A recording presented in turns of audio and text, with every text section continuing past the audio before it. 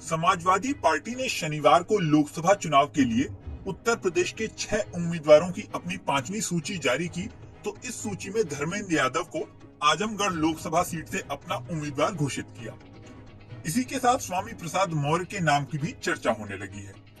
अब आप सोचेंगे कि धर्मेंद्र यादव को आजमगढ़ से टिकट देने पर स्वामी प्रसाद मौर्य क्यों चर्चा में आ गए, तो चलिए इसकी वजह समझाते हैं। इसकी वजह समझने के लिए लोकसभा चुनावों के लिए सपा उम्मीदवारों की 5वीं और उससे पहले की लिस्ट को समझना होगा।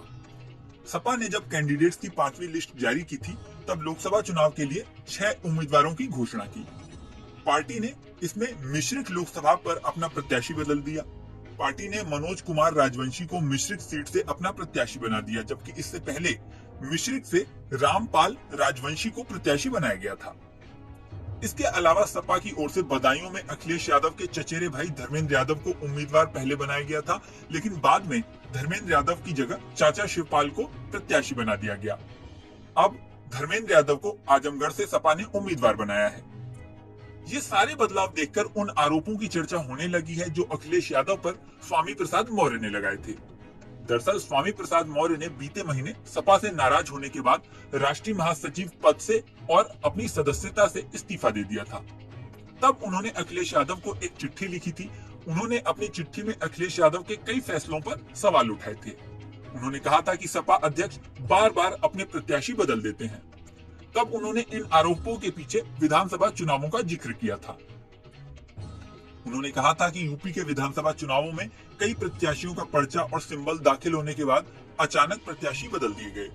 अब लोकसभा चुनावों में सपा के 2 बार कैंडिडेट बदलने से स्वामी प्रसाद मौर्य के आरोपों की फिर से चर्चा होने लगी है। यहाँ आपको ये भी बता दें कि सपा यूपी में INDIA गठबंधन के तहत कांग्रेस के साथ मिलकर चुनाव लड़ रही है। पहले रालोद भी गठबंधन के साथ थी, लेकिन फिर अलग हो गई।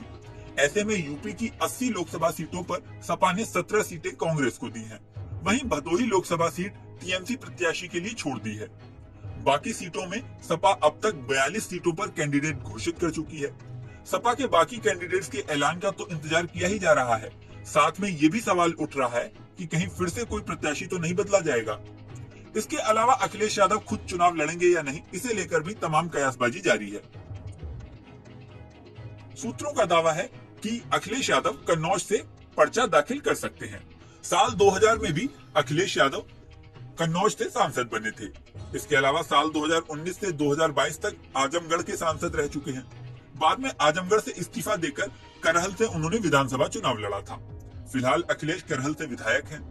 सूत्रों का दावा है कि अखिलेश फिर से कन्नौज से चुनाव लड़ने का मन बना रहे हैं। हालांकि सपा की ओर से इस तरह का कोई औपचारिक ऐलान अभी तक नहीं किया गया है।